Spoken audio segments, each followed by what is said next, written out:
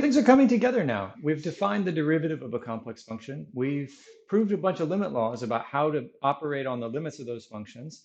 And now it's time to prove the derivative rules. The good news, and it's very good news, is the derivative rules in the context of complex functions are exactly the same rules that we apply in the context of real functions. Every one of these rules is exactly the rule that you learned in Calc 1. And so I could say, it's just the same. But there are a couple of reasons why we're not going to do that. First of all, you probably didn't prove these rules in Calc 1, and so it's nice to have a chance to do that. Second, we really should verify that nothing really is getting, complexified as we transition from the real situation to the complex situation. So we should verify that there aren't any new problems in the complex problem. So here we go. We're going to prove all of these laws. Actually, we're going to prove 1, 3, and 5, and I'm going to leave 2 and 4 to you. 5 is kind of a doozy, so we're going to prove 1 and 3 in this video, and then I'll move on to 5 in the next video. So the sum law for derivatives simply says that when you add two functions and differentiate the result, that's the sum of the derivatives. Easy peasy. Let's give a proof of this statement. So proof of 1. So what is f, I did that wrong. What is f plus g derivative of x? It is by definition the limit as w approaches z of f of x, not f of x. I'm getting x's here when I should have other letters. So of z, that is going to be f of w plus g of w minus the quantity f of z plus g of z over w minus z. Now, this is not your first day doing algebra, so I'm not going to do this in a whole bunch of different steps. I'm just going to rewrite this easily as the limit as w approaches z of f of w minus f of z over w minus z plus g of w minus g of z over w minus z. So I've skipped some steps there, but these terms get rearranged into the sum of two fractions. Now, the next step I'm going to do is I'm going to very explicitly and in one step, I'm going to split this limit as the sum of two limits, because this is a very important step here. That's the next limit, w goes to z of g of w minus g of z over w minus c. And I want to call attention to the fact that, we're not just allowed to do whatever algebra we feel like doing. We have to have justifications for each step. The first step was justified by just some manipulative algebra in here. This step is the sum law for limits, in which the limit of a sum of two functions is converted to the sum of the two limits. Is this step justified? Well, not yet, actually. In the context of this proof, I don't actually have a reason why I can assert this equality. You see, the sum law for limits asserts that this limit of the sum of two things is equal to the sum of the limits, provided that both of these exist.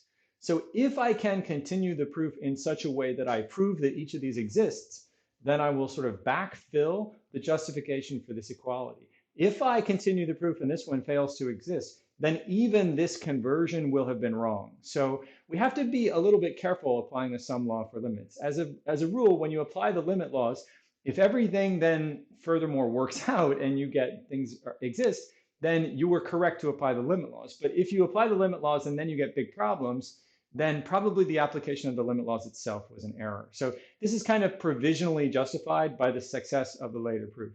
In this example, the success of the rest of the proof comes immediately, because this is by definition f prime of z, and this is by definition g prime of z, which is exactly what we were trying to show, right? This was the goal. So now what are the hypotheses here?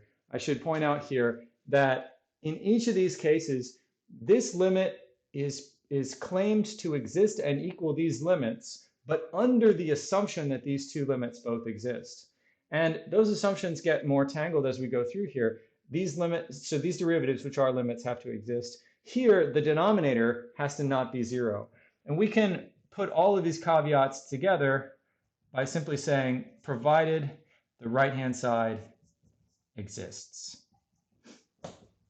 As long as the right-hand side of each of these equations actually exists, which means that, for example, g prime of z has to exist. And here, it's actually a little bit subtler. F prime has to exist at the point g of z, for example, in the chain rule. So provided the right-hand side exists, then the left-hand side limit exists and equals that right-hand side. So here, these things exist by the implicit assumption made explicit now in this theorem that the right-hand side must exist. And that completes the proof of the sum rule.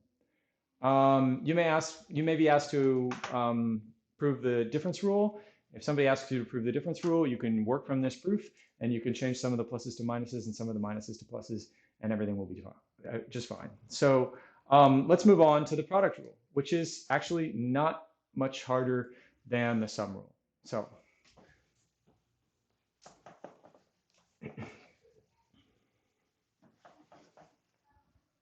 So the product rule is about the derivative of f times g, the product of two functions. So what is that? I'm writing at x again because I'm used to Calc 1. So what is that? That's the limit as w approaches z of f of w, g of w minus f of z, g of z over w minus z. Now, this should remind you a bit about the proofs of the continuity of the multiplication operation, because again, we have four things: f of w, g of w, f of z, g of z. And again, we've got the difference between some pairwise products of these things. And we would very much like to factor something out or cancel something, but there's no easy way to factor something out. And so what we're going to do instead is we're going to add and subtract a term in the middle, just like we did in that proof, so that we can then have something to factor out, and we can divide this thing into two bits. So a convenient thing to add and subtract in the middle would be a mixed term in which we're taking f of one of these things and g of the other one. And actually, the proof will work both ways. What I'm going to do is I'm going to take f of z and g of w, because I'm trying to make it so I don't have to reverse these terms later. So f of w, g of w minus f of z, g of w, and then of course plus the same minus f of z, g of z. So the first time you see this trick, it looks completely genius and baffling. And the 10th time you see this trick, it's just the trick you do. So we subtract this term and we add back the same term. So it's algebraically legal. And the point of this operation is that it will allow us to group these terms this way, and then factor things out. So let's do that next. So here we're going to write this as the limit as w goes to z of, now I'm going to separate the fraction first and factor out the g of w. So this is f of w minus f of z multiplying g of w and w minus z. And then I'm going to separate the fraction and take these two terms. So that's plus, these two terms both have an f of z that can be factored out. So then that's times g of w minus g of z. And then we divide again by w minus c. So I've split the thing in half here, divided it into two fractions. From the top of one fraction, I've factored out the g of w here, and from the top of this fraction, I've factored out the f of z. Now, things are looking up here. We have, just like in the previous problem, we now have a limit, and we have two parts, and I'm going to divide this limit by the sum law for limits. So I'm going to just do that in one, that'll be the only thing that I'll do in this step, because I want to emphasize the importance of this step. And I want to criticize whether or not it's really known to be correct in the same way we did last time.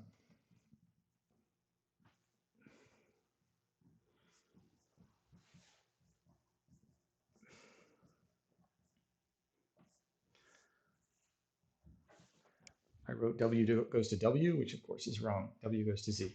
Okay, so I'm splitting this weird limit of a sum into the sum of two limits. And just as last time, this step is not yet justified because I haven't yet shown that these two limits exist. If I continue in this proof and show that each of these limits exists, then this step will have been justified by that fact. Now here, this g of w is multiplying everything. And so I can take this as this ratio times g of w, and I can apply the product law for limits to that limit.